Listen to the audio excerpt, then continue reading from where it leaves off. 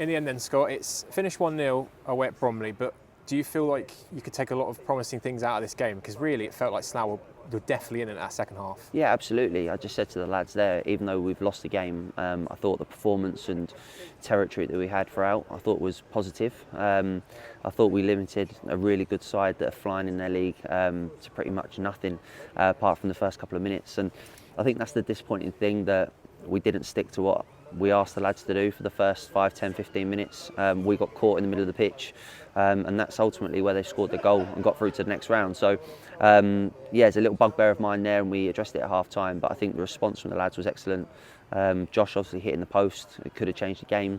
It might have given them a lift if we'd have scored, you never know. So it can work both ways. I didn't think it was a spectacle as such. I think the wind and the conditions are really difficult. The pitch is really dry, so the tempo is quite slow for both teams. And it's a day that, proud of the performance, but I feel like there was a lot of fine margins in the game, decisions as well. I think the ref at the end there, all the lads are saying it's the most blatant penalty ever. Not here to talk about the ref, but those are the things that you need to go for you when you play against a top side like Bromley. So then going back to the start then, do you feel like your side were kind of just caught cold right at the start in that first minute?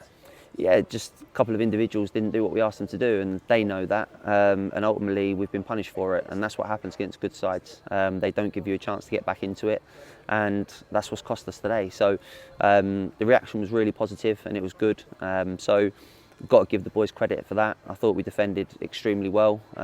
We had to chase the game for the last sort of 25-30 minutes, and we gave it a really good go. We changed the shape a few times to try and get extra bodies on up top. We were going to leave ourselves open at the back at times, but I thought the boys overall dealt with playing man for man at the back. When we went Temi and Jammers, Mark 2v2, it's not something we'd do in a league game, but in a cup game, got nothing to lose. And yeah, I thought we limited them to relatively very few chances. Like I said, there's 40 positions between the two sides, but it really didn't feel like that throughout the game. As you said, Josh hitting the post in that first half, and then there was a great opportunity inside the first 15 minutes in the second half. We're not quite sure if it was a really good save by the goalkeeper, if it was just a bit of a scuffed chance. Do you think really, in the end, this was a game we probably could have taken the penalties and at least just gone all the way at least? Yeah, I'm glad you've said a positive comment, because a lot of people might stand in the stands and see that we've lost, but I think we've given it a really good go. Josh's obviously effort was a fantastic effort. We've gotten some really good positions, and I think the difference is that they maybe showed a little bit more composure for their goal than we did when we get into the same areas. The keeper's made a couple of decent saves. I think it's a penalty, possibly the two, but Mikel stays on his feet, and that's the difference. Maybe being a bit cute and clever, maybe we're too honest, and sometimes that can be to your detriment. So overall, I'm gutted that we're out, because it would be great to obviously stay in the cup for a little bit longer, and you might get another nice away day. Obviously finances for the club, but our bread and butter is obviously the league. We need to start climbing the table in that. I think we've got 4 games in hand on a lot of the teams, 3 in hand on a lot of the others. So we'll get back to that. We'll get back to business with the league, and try and make the most of the games that we've got in hand. So overall, I'll go home tonight and feel positive, even though we've lost the game. It won't sit well with me, of course, but I think there is a lot of positive to take. A name you mentioned there, we had some shock news, I guess, according to you, and I think I've also spoken to Ash. He said it was a bit of a shock as well. Muzzy Platts announced that he's going to leave and head to Australia. I just wanted your overall thoughts, maybe a little bit more on that decision, and is there plans to kind of address it soon, or are we going to kind of rely on Nathan up front from now on? No, first off, it's a feeling I'm absolutely gutted that he's going, because I think he's just coming good. I think he's just getting to his fitness levels that he needs to be. He's a different type of striker to Nathan, real handful, great lad. But as soon as he rang me on, I think Monday, Tuesday, and said to me that he was going, there's obviously a feeling of excitement for him as well, to go and play in Australia in a professional side, train full time. You can't turn that down when you're 23 years old and you want to go and kick on in the game. So delighted in some ways that he's going to live his dream, and we'll obviously wish him all the best on January the 6th when he goes. In terms of replacements, there's a lot going on. My phone's been quite active, quite a few conversations.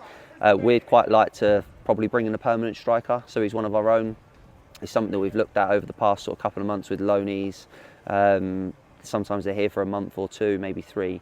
And it's really difficult with loanees that sometimes you feel like you're letting them down when they're not playing. I went on loan a lot as a young player, and I was quite lucky or fortunate that I played a lot. Whereas some of the loanees that have come to us recently, obviously Dom, saw a Pep Guardiola thing that he was talking about Calvin Phillips, and he felt really sorry for him that he's not been playing. I feel exactly the same for Dom at the moment. The plan was for him to get on today and get some minutes, but we changed the shape. We went to wing backs, and yeah, we let him down. So it's one of the things that doesn't sit right with me. I think with permanent players, you can treat them like your own, and they can come in and out of the side. So I think permanent striker is someone that we'd be looking to bring in. There are options, but no one's ever cheap in football, especially in non-league these days. It just seems to be becoming more and more expensive. And finally, then, as you said, we can now kind of not sense of relief, but I've had a few fans mention it's nice now to know that we can focus on league football and, like you said, get ourselves back up the league table. It's Farnborough next Saturday at Arbour Park. What are your thoughts looking into that one already? Yeah, I felt myself nodding my head then. I'd much rather be in the cup, $1,000,000%. I think it's a great competition. I think we went to York a couple of years ago and it was a great day out. It does so much for a squad and a club that I'd love to have been in it. But yeah, we've got massive games coming up now. I think we've got 4 games in 10 days when Farnborough kicks off next Saturday. Obviously Farnborough, Hemel, Waverley and then Hampton.